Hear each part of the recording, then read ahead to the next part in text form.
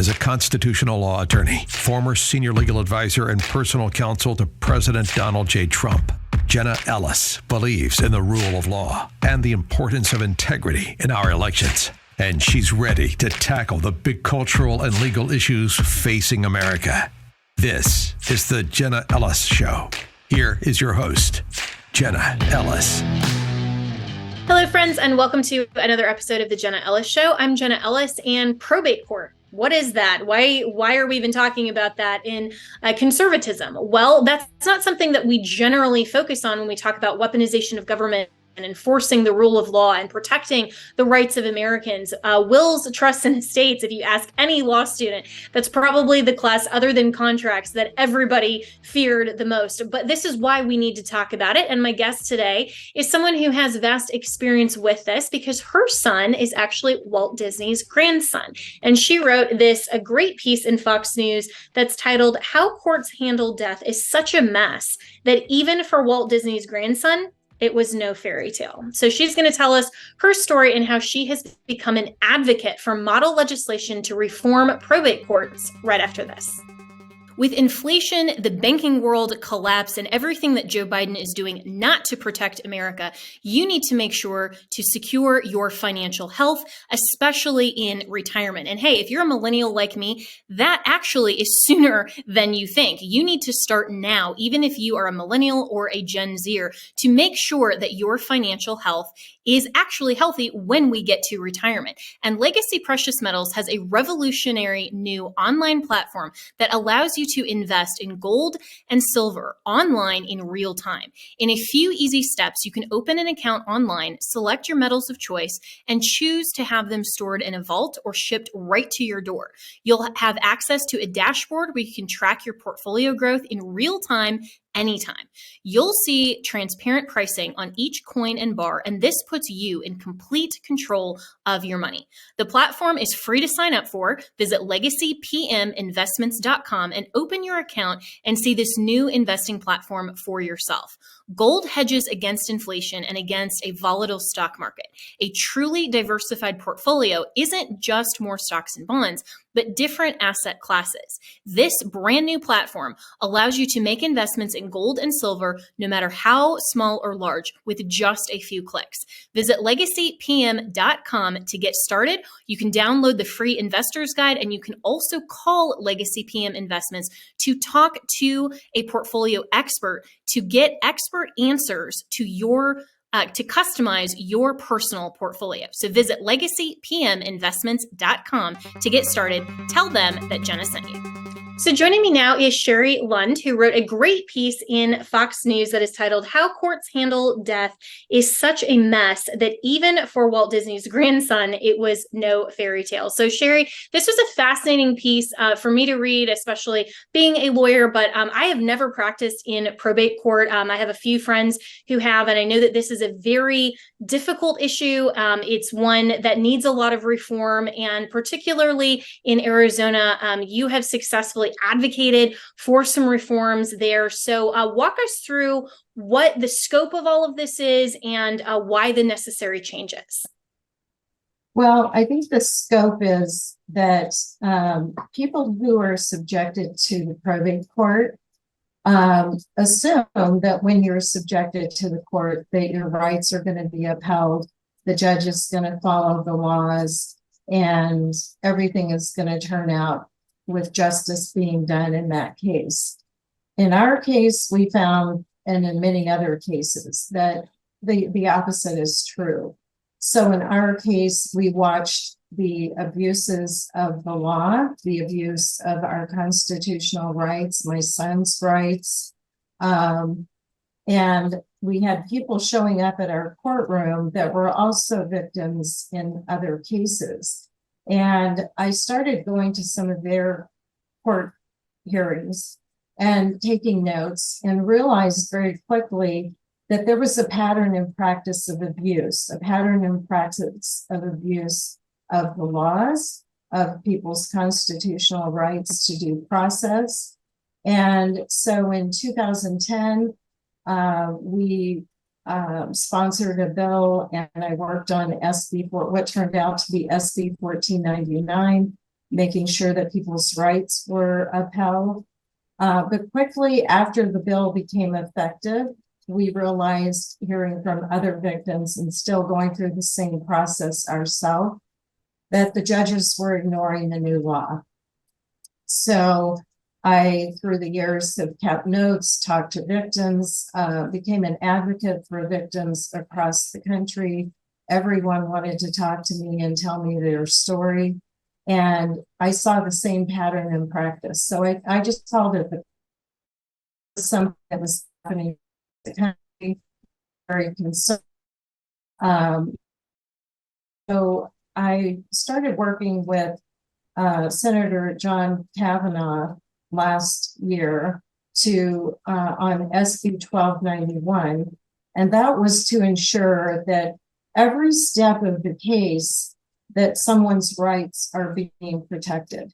That's from the beginning of the case, because every case that I've investigated, talked to attorneys, talked to former judges, the cases are all their rights are being violated from the beginning of the case. The laws are being violated. They're totally disregarded.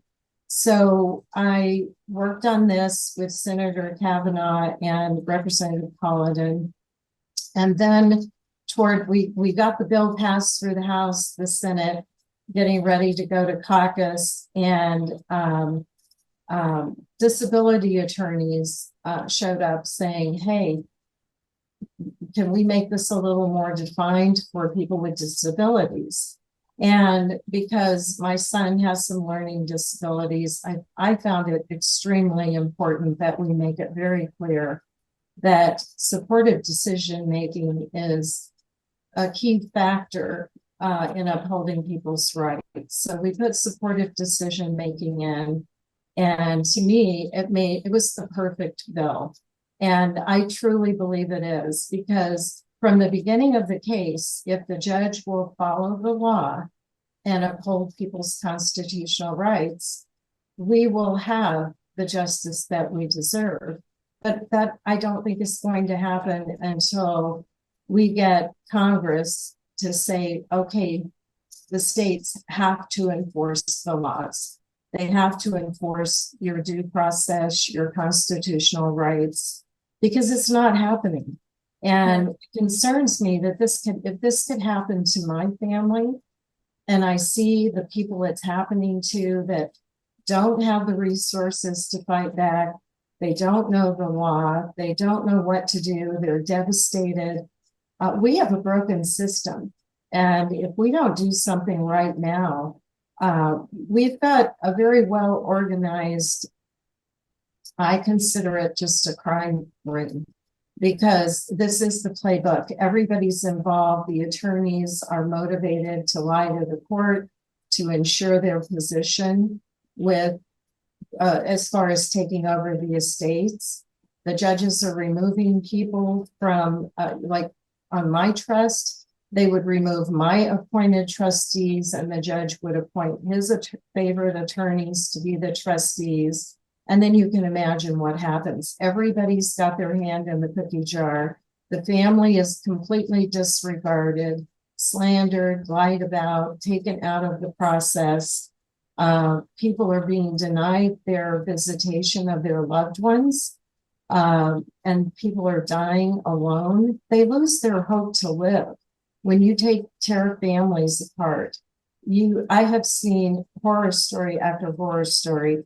There are thousands of cases across the country right now where I'm just astounded that a judge or anyone would sit there and say this kind of injustice is okay. So it's very concerning. Yeah, and I'm so grateful for your voice and stepping up in advocacy, because I think a lot of people, even attorneys, like myself and those who practice law, but especially to, the common individual doesn't necessarily think of the weaponization of government or the the victimization of Americans in terms of probate court. We kind of think of that as just fighting over money or estates or other issues, but not some of these instances that you're talking about. And that's why it's so important to shed light on these issues. And so this legislation that you've brought forward in Arizona, is that model legislation being brought elsewhere in other states to try to supplement or amend their law surrounding this as well? Well, I'm involved with several groups around the country, and we're working together on some things on a national level. So yes, they'll be taking our bills, and we have had another bill that we were able to get passed, and that was SB 1038, so that we would have an advisory panel for the probate court. So people would have a voice directly to their legislators, because this is what happens when the state constitution gives oversight of the court to the Supreme Court of the state, and the Supreme Court oversees the state bar, the Judiciary Commission on Performance, the Fiduciary Board. It just breeds absolute corruption. There's no outside oversight, and that's the problem. So the legislators don't know what's going on in the courts. They don't know what's going on in probate, family court, juvenile court. When anyone is denied due process to a trial by jury before they take your freedom or your property or your children, we have a problem. And that's what's happening across the country. So it sounds very similar to, red flag laws and, some of these other things that are maybe more popular in news articles right now. But that's why I'm so grateful that you wrote this piece. And again, this is in Fox News, and the title is How Courts Handle Death is Such a Mess That Even for Walt Disney's Grandson, who's your son, it was no fairy tale. And you go in and describe all of this. And I think it's such a great example, Sherry, of how when someone is particularly affected by these broken institutions or broken processes or systems that don't follow the rule of law and the constitutional protections, just one person getting engaged and saying, I want to make a difference and change this so that other people aren't victimized, really can make a difference. And so what was your process like in terms of going through this whole experience and then deciding, okay, I want to be an advocate for these bills that you've written, and how would you encourage other people to get engaged for advocacy like you've been able to do?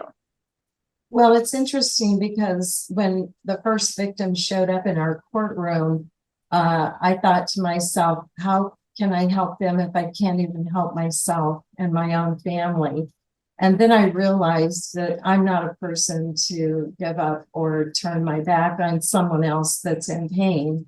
So I said, well, let me go to your hearing and let me see what the judge is doing. And I knew enough about trust law to know that this particular hearing was very important, because if you're being denied access to your own accountings of your own trust, and the attorney and the fiduciary have attorney-client privilege, but you're kicked out of that ring or that circle of communication, there's something wrong. So I did attend the hearing, and like I said, I started making my notes and then looking, and saying, okay, this statute was violated, this trust code was violated, and realizing the judges didn't even care what the law said. It was whatever they said goes. And if it's a big company, one of the big trust companies or a big law firm,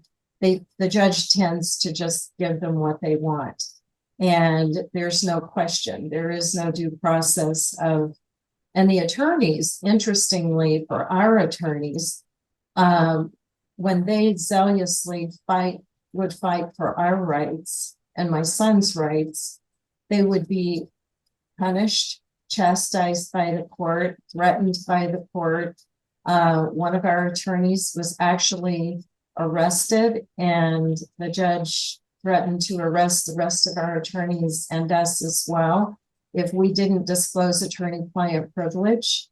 And so one of our attorneys was actually arrested and put in the holding cell. And luckily, I had put out press releases the day before about what was going to transpire, and the room was full of media, and no one could believe what was happening in our courtroom.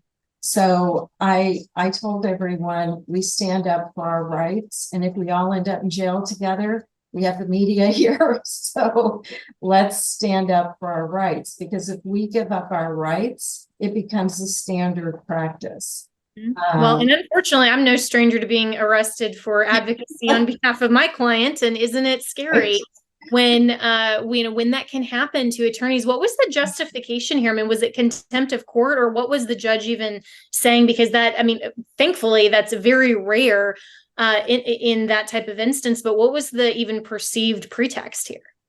Well, the pretext was that the judge had ordered a court, I called a friend of the court, to evaluate our son, who had never before in his life been found or considered to be incompetent or incapable of handling his own affairs.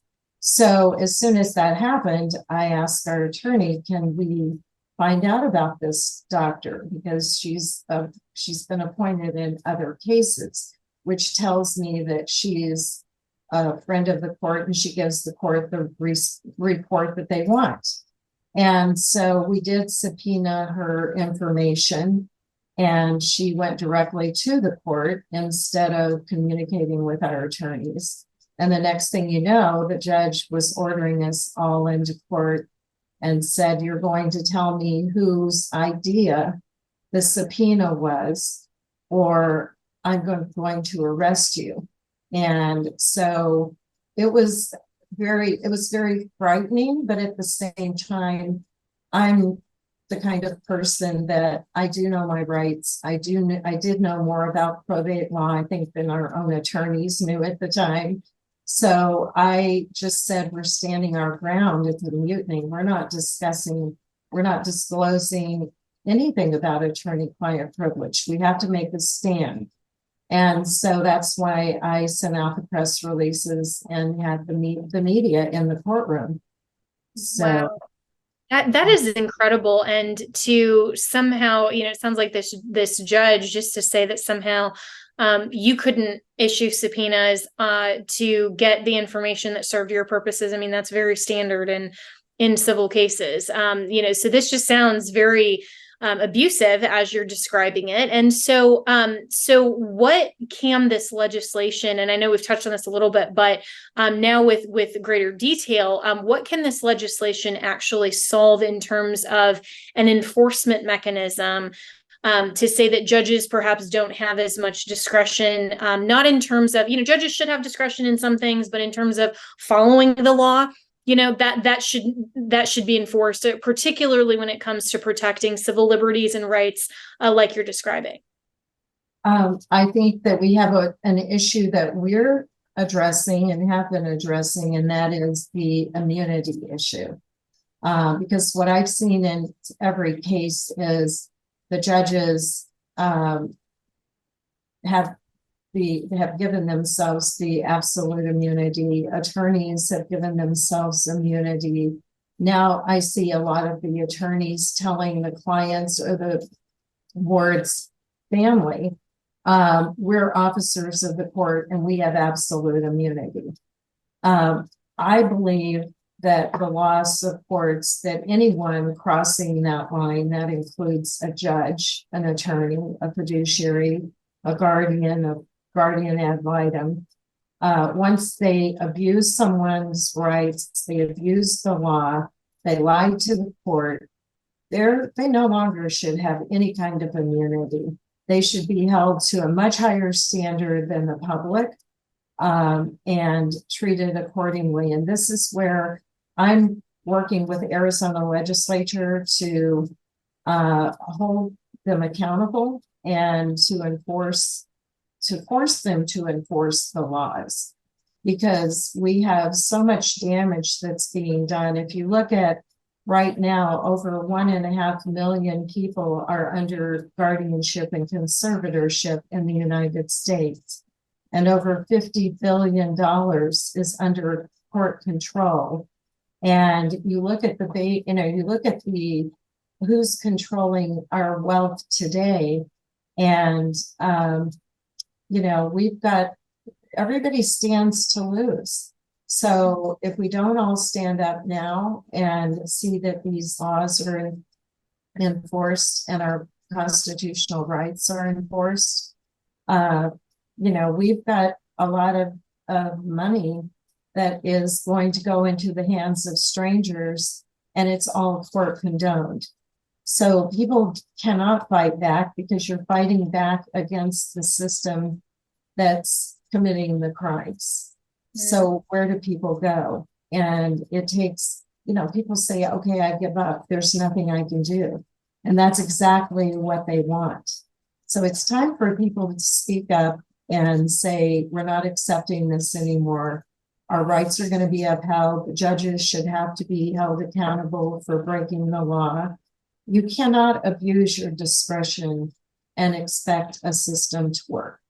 It doesn't. Yeah, so well said. And this is exactly why our founders in our Constitution provided for property rights and the free alienability of property. And it shouldn't be under government control any more than our founders wanted it off of fee tail and some of these other inheritance arcane laws that were a part of the English process of property law. I mean, these are things that while there are disputes that sometimes do need to be litigated through probate court and some other things, it has to be tailored to protect the rights of Americans and the rights of citizens, not just to be tied up in whatever the judge arbitrarily determines. And so I'm really grateful that you're bringing attention to this issue and there is advocacy. And so you have do you have a foundation protecting liberty, or where's the organization that people can turn to if they'd like more information about this, or they want to help you maybe with the model legislation to get this through other states as well?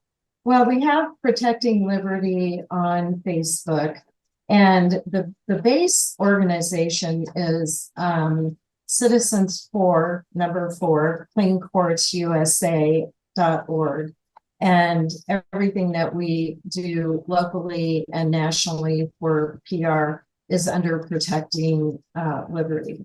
So right now what we're doing is we're revamping the website to put up more education. All of our press releases and calls to action are posted there. We're going to be posting more stories, connecting and linking with all the other organizations around the country that I'm working with, because I want people to be able to see that there are other organizations that can help them in other ways. I'm one person, and I have to tell you, my phone goes off all day, my email, my LinkedIn. So people with stories that break their heart, and I get emails saying, I haven't heard from you in days. I would be up 24 hours a day if I was trying to keep contact with all of the victims every day. But some of the stories, Jenna, they really need to be told. And talking about Disney, which we all love, there's a story in California where a young man is autistic. He's been taken away from his parents because the state makes money taking children and putting them in state homes.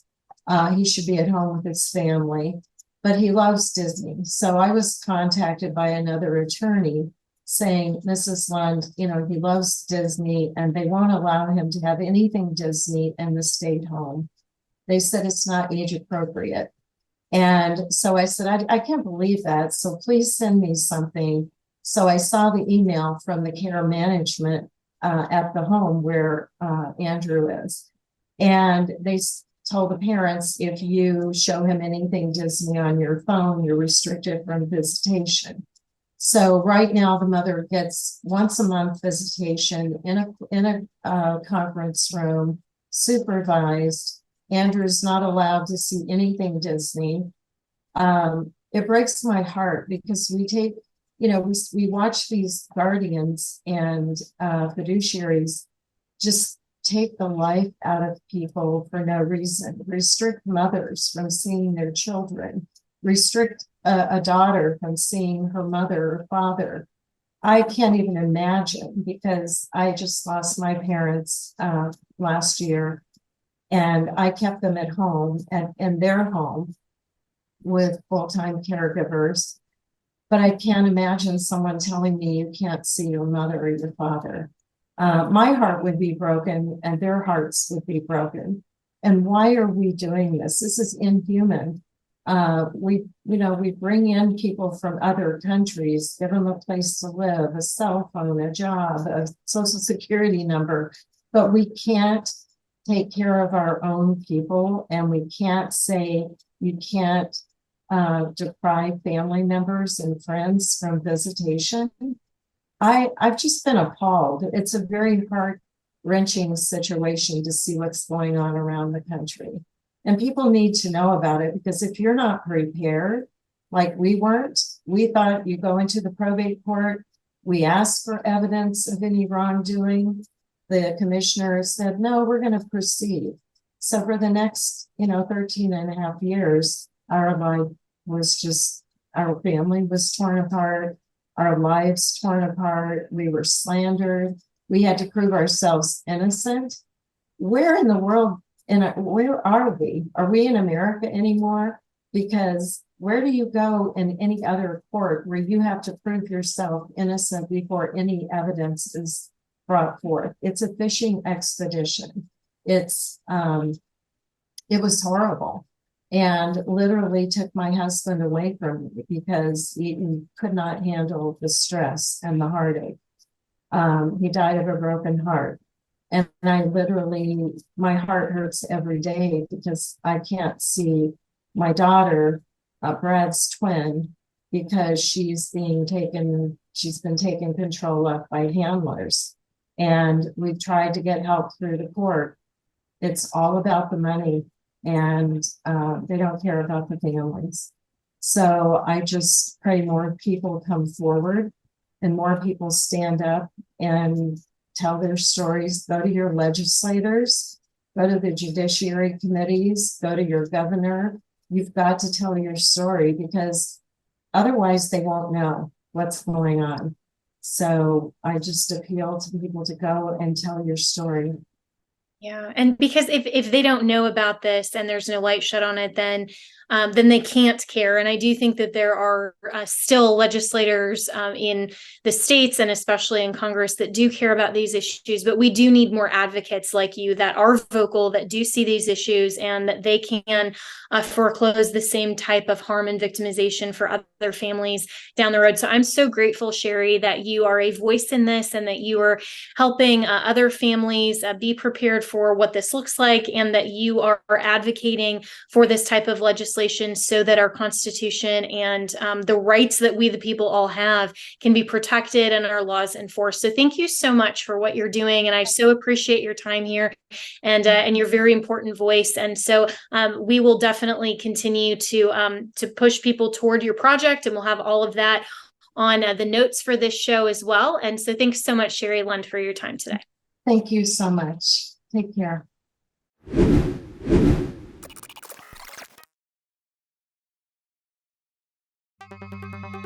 With inflation, the banking world collapse, and everything that Joe Biden is doing not to protect America, you need to make sure to secure your financial health, especially in retirement. And hey, if you're a millennial like me, that actually is sooner than you think. You need to start now, even if you are a millennial or a Gen Zer, to make sure that your financial health is actually healthy when we get to retirement. And Legacy Precious Metals has a revolutionary new online platform that allows you to invest in gold and silver online in real time. In a few easy steps, you can open an account online, select your metals of choice, and choose to have them stored in a vault or shipped right to your door. You'll have access to a dashboard where you can track your portfolio growth in real time anytime. You'll see transparent pricing on each coin and bar, and this puts you in complete control of your money. The platform is free to sign up for. Visit legacypminvestments.com and open your account and see this new investing platform for yourself. Gold hedges against inflation and against a volatile stock market. A truly diversified portfolio isn't just more stocks and bonds, but different asset classes. This brand new platform allows you to make investments in gold and silver, no matter how small or large, with just a few clicks. Visit legacypm.com to get started. You can download the free investor's guide, and you can also call Legacy PM Investments to talk to a portfolio expert to get expert answers to your to customize your personal portfolio. So visit legacypminvestments.com to get started. Tell them that Jenna sent you.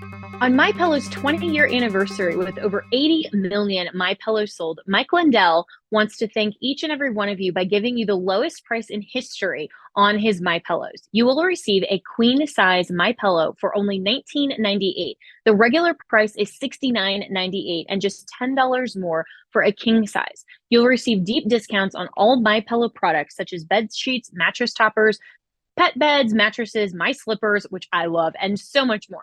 This is the time to try out some of the amazing products you've had your eye on from MyPillow. So go to mypillow.com and enter promo code Jenna to receive this amazing offer on the queen size MyPillow for $19.98. You can go to mypillow.com or call 1-800-564-8475. Be sure to use the promo code Jenna. This offer comes with a 10-year warranty and a 60-day money-back guarantee. It's time to start getting the quality sleep you deserve. This offer comes with a 10-year warranty and a 60-day money-back guarantee. It's time to start getting the quality sleep you deserve. Go to mypillow.com, use the promo code Jenna.